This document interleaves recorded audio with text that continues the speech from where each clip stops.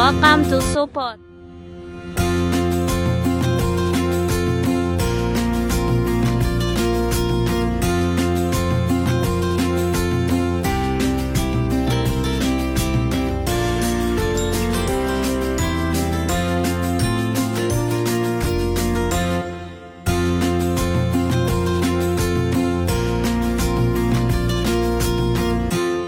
Hello everyone, we have a special guest today, and our guest, his name is Kamil.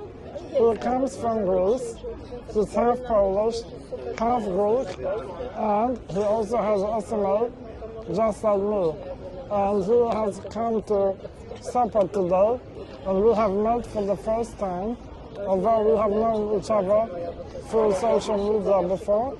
And this was a final moment where we could meet in real life and get to know him more. So, Kamil, say something about yourself. Hello everyone, thank you for having me here. It's nice to meet you finally in person. So my name is Kamil. I'm originally Polish, but I was born and I live in Greece. Among other things I do, I am the only disabled travel blogger in Greece, and I started travel blogging because I thought I have a job in Brussels. I work for the European Network on Independent Living, and even though I work remotely, I travel a lot. So I said, why not to create a website to talk about traveling and stuff. So I created it, and yeah, I mean, it's been a while since my last visit to Poland. I think it was before COVID time, and it's the first time. Yeah, I was in Warsaw the last time, and it was the first time in Trawheeler. So I'm happy to be here. Yeah, it's wonderful to have you here, and it's great to meet you. Yeah, I want to tell all our subscribers that this guy is absolutely amazing.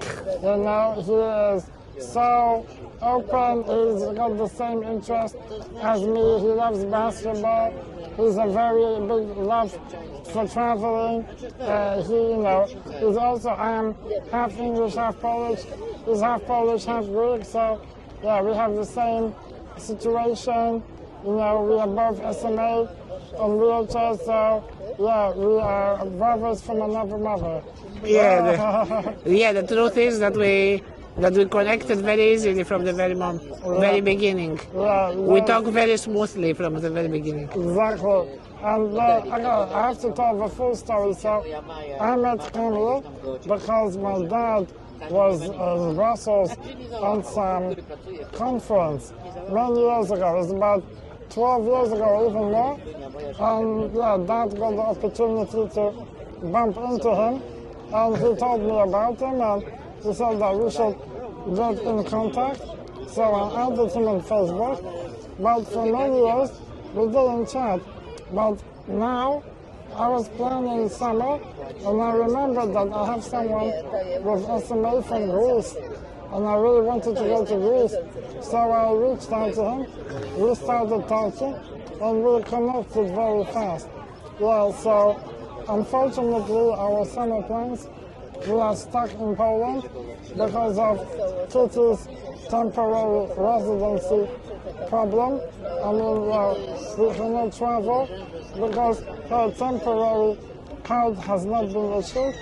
But in the future, for sure, we want to go and visit Kamil in Greece. And yeah, Greece is a beautiful, hot country with lots of passionate basketball fans. Yeah. So yeah, definitely want to go. So Kamil, tell us about your job.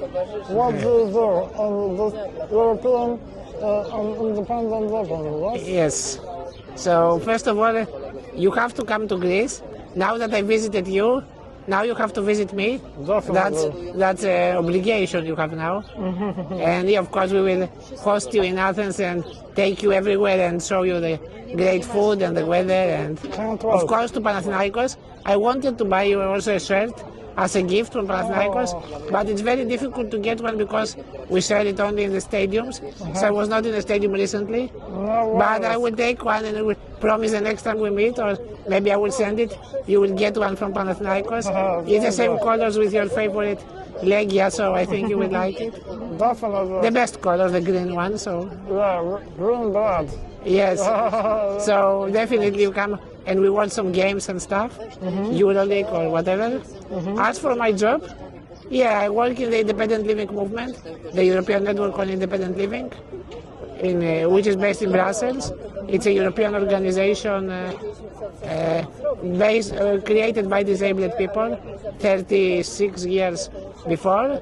And we have members all over Europe, and we advocate for disabled people to live in the community with choice and control over our life. So, with personal assistance and other support services, we need to live independently. Of course, also accessibility and inclusive education, job opportunities, all these things. And very importantly, out of institutions and out of any segregating facilities like group homes or sheltered employment or special schools. We don't like this stuff. And we work a lot with European institutions, Parliament, Commission, and with different events and things. And that's why also I met his father at some point in some years ago. And yeah, he told me, look, I have a guy with a similar impairment with yours, and you should connect and stuff like that. Yeah, life is really unpredictable, and sometimes you meet the best people like without even planning it, So Yeah. full of unexpected events. So yeah, I want to say that why Kamil is amazing, because the job he's talking about is because he was brave enough to go on Erasmus to Belgium. Despite his condition, there was no limits for him, and he was brave enough to go alone with an assistant and move to Belgium for 6 months, and that's where you found the job, right? That's how you found the job. Yeah, so I saw this volunteering opportunity. This was a volunteering Erasmus. It was called European Voluntary Service. And yeah, I applied and I went for 6 months. And I was the first one getting personal assistant. And yeah, and then I stayed 6 months. It was a life-changing experience. And when I came back, after a few months, there was a job opportunity from the same organization I volunteered for. And yeah, I applied, they knew me, and the story started. After that, we created also a similar organization in Greece, the Independent Living Organization, and now we have personal assistance legislation in Greece. So yeah, things moved forward. So you are doing a lot of good things for the disabled community in Greece. Yeah, you were the one who is influencing the changes. Yeah, or at least you are doing what you can to influence changes in Greece. Yeah, not only myself, but I mean, Yeah. I was part of maybe contributed, but it was not only me. But yeah, we did a lot of stuff.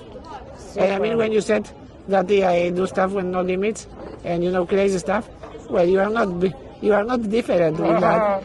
You travel the other part of the world to change your life. So yeah. I know, but today you are our special guest, so we want to get to know about you as much as possible.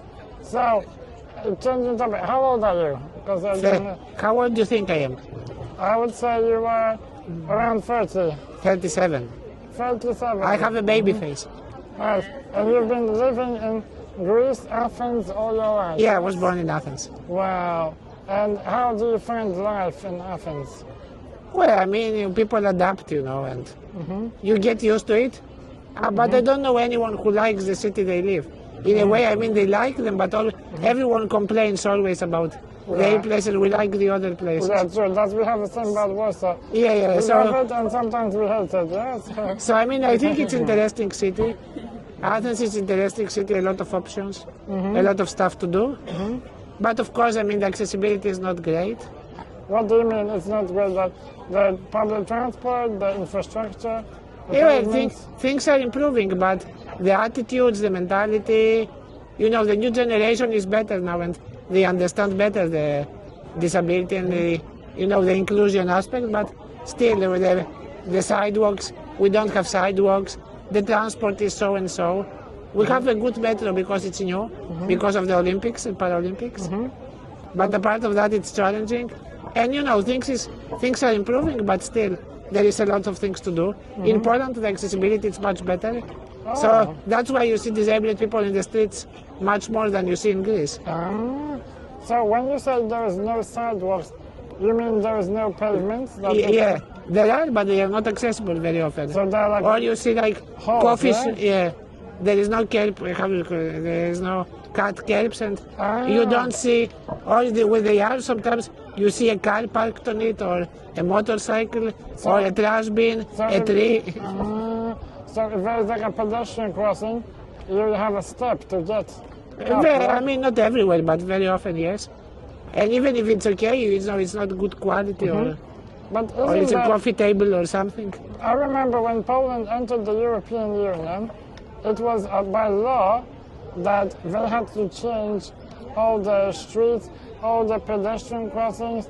You know, it was all, I'm not sure, but I think it was all enforced by the European Union. Yeah. And Greece has been in the European Union longer than Poland, or not? Yeah, it was definitely much longer. So but we are not very good with applying the legislation of European Union and with respecting the laws. We have laws too, but we don't respect them.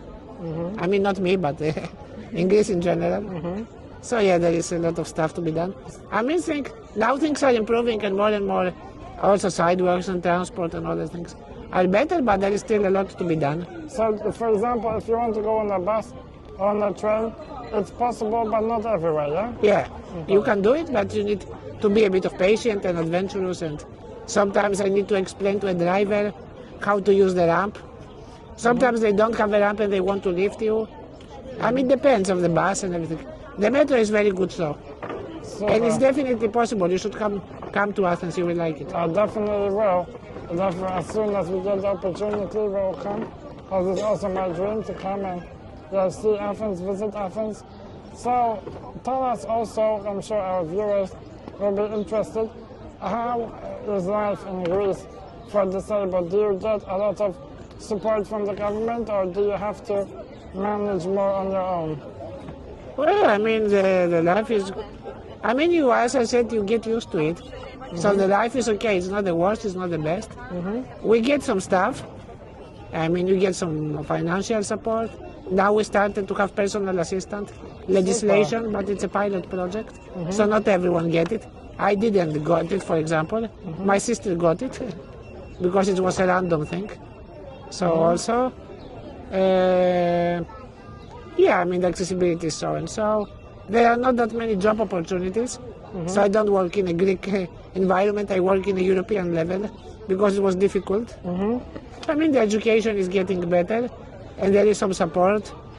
Because when I was a child, I had to go to special school.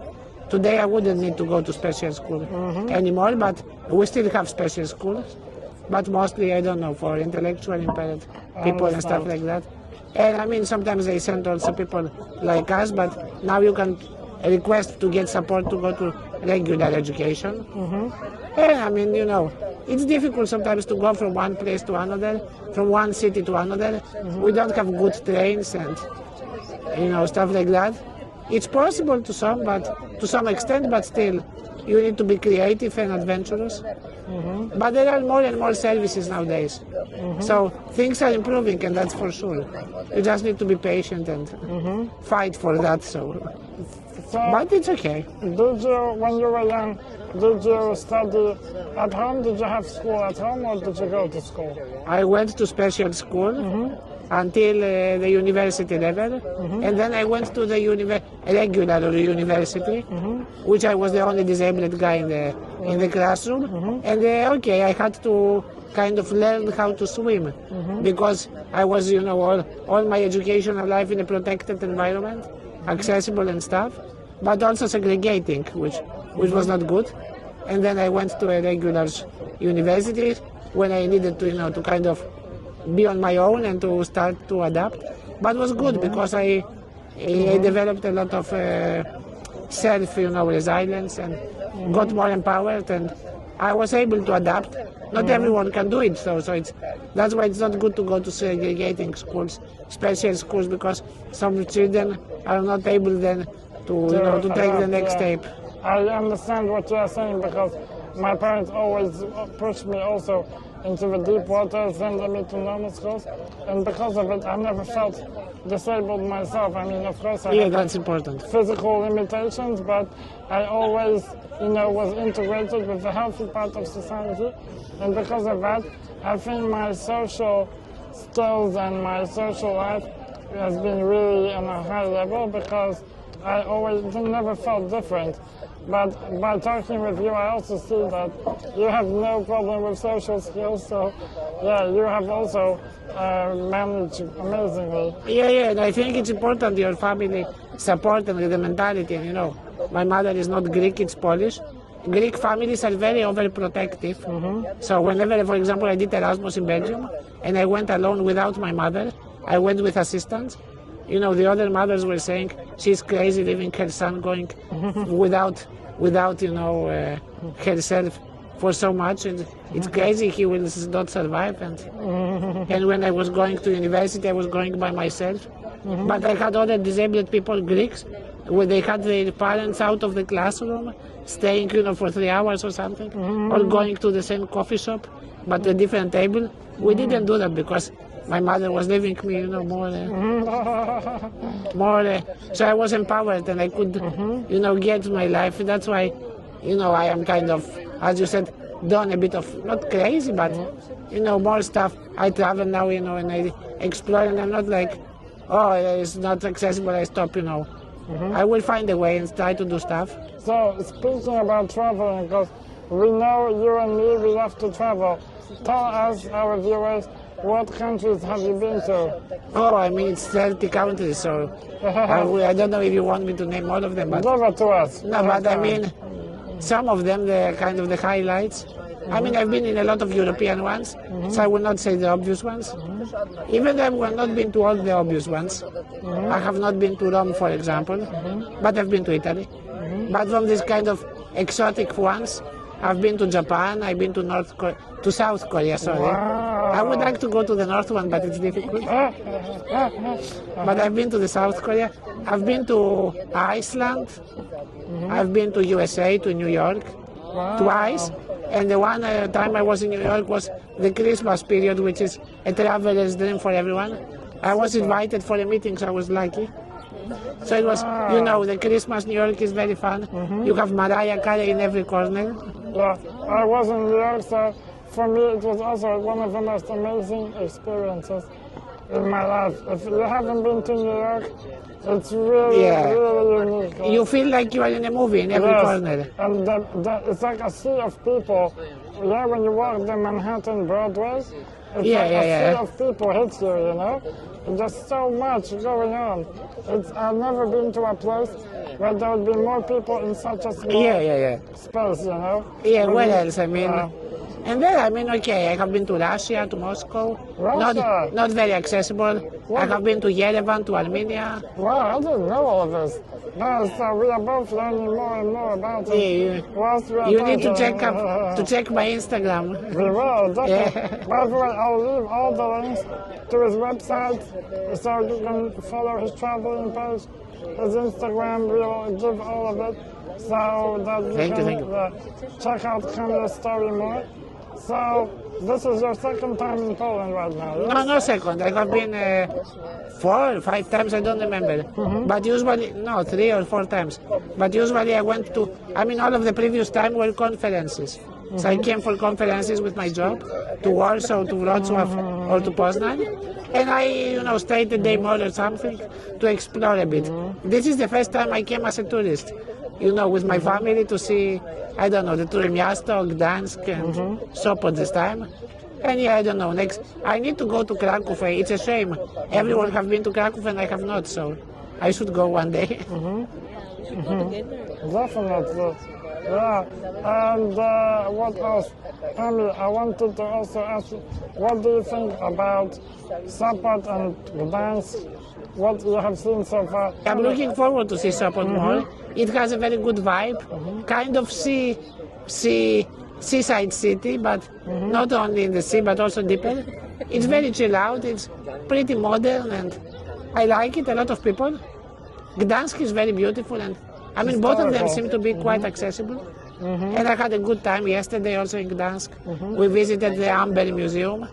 It was a nice experience, and the Stare Miasto was nice, the old city, and you know, the Motłava seaside, not seaside, the promenade and stuff. It was good, and we enjoyed it and we like it, and it was good. I have a very good experience. The food is good. I like Polish food. So. Yeah, but what's your favorite Polish food? I mean, I like a lot of stuff. Yesterday I had placki ziemniaczane. That's one of my favorite stuff. And also potato pancakes. Yeah, we love them here, especially with like beef stew or pork stew. Yeah, it's amazing. Yesterday I took one with spinach, just because I wanted to try a version I haven't tried before. So I like to try stuff I didn't try before. So Definitely. yeah, I mean, the 2 days ago we had pierogi. And also I tried the most weird ones with asparagus and with peanut butter and stuff. I tried the stage ones. Okay. Kamil, and tell us, out of all the places you have been in the world, which ones are for you most accessible, and which ones were the most difficult? Okay, the most accessible. I mean, there is a lot of good ones. Poland is in a very good level. It's among the most accessible. I would say it's better than Belgium. Yeah, it's definitely better than Belgium. Much better than Belgium. I mean, it's not perfect, but it's very good level. Japan is very good in accessibility. What else? Spain is perfect. Everyone goes to Spain. Slovenia is very good. Slovenia is a small country, very good accessibility and disability stuff, and very beautiful country, one of the most beautiful. Slovenia I really like. And I mean, okay, North Europe is all good, like Scandinavian country. Finland is very fun. I like. The weather is not good, but Finnish people are fun, and the country is nice. When it comes to difficult ones, I don't know, Russia was difficult, Moscow was difficult. So, Bulgaria and Balkans are difficult also. Yeah? You mean like Serbia, yes? Serbia I have not been yet, but I've been to Montenegro, I've been to Bulgaria, to Romania. These are not very accessible. Not very but I mean, you can manage, and they are improving fast. So, I mean, they are good, they are okay, but I mean, compared to Poland, it's not the same level. I'm very interested. How was your experience in Moscow? Because I think you don't see much electric wheelchairs over there, yeah? Or? No, it was difficult. In some places you could not even cross the road. And they didn't have an alternative, so it's, very huge and very grand, all the buildings and stuff from the communist area, but accessibility was difficult, and the mentality also probably in the past was more difficult. I heard they didn't do the Paralympics when they had Olympics because they said we don't have disabled people in Russia. So the Paralympics they did in Netherlands. So they did Olympics in Russia, but Paralympics in different places. But now I think they are improving too, from what I hear. And I remember when I went there, we used some accessible travel company, and we were lucky because the tour guide was speaking Greek because she was studying Greek in Russia. So she was showing us Moscow, with an accessible van. In Greek it was very fun. So we had a good time, but the accessibility was not perfect. The metro was not accessible, which was a pity because people say you have to see it. I'm really shocked you got so much experiences in traveling, and you've seen so many places.